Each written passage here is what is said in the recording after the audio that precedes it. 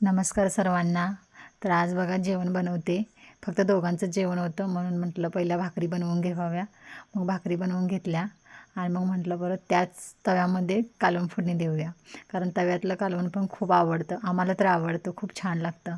मग आज होतं पावट्याचं कालवण.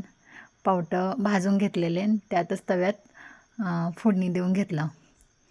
तर पावट्याचं कालवण तव्यातलं खूप छान लागते, त्यामुळे तव्यात बनवलं. फक्त दोघांचा स्वयंपाक होता त्यामुळं जास्त काही नसल्यामुळं तव्यातच कालवण बनवलं. आणि त्यांना रस्सा खूप आवडतो म्हणून पाणी जास्त ओतलं, कारण त्यांना पातळ कालवण खूप आवडतं. मग कालवण बनवून घेतलं आणि मग शिजतंय तोपर्यंत मग ते म्हटले चल जाऊन काहीतरी तोंडी लावायला घेऊन येऊया. म्हणून आम्ही शेतामध्ये गेलो. शेतामध्ये काय कांदा मुळा असंच काहीतरी असतंय. मग यांना लागतं काही ना काही, हमेशाच लागतं, त्याशिवाय जमत नाही. मग घेऊन आलो. मग मी घरी आल्यानंतर पापड पण भाजलं आणि मग बाहेर बसून मस्तपैकी जेवलो. तर कसं वाटलं, या तुम्ही पण सगळेजण जेवायला. तर बाय बाय.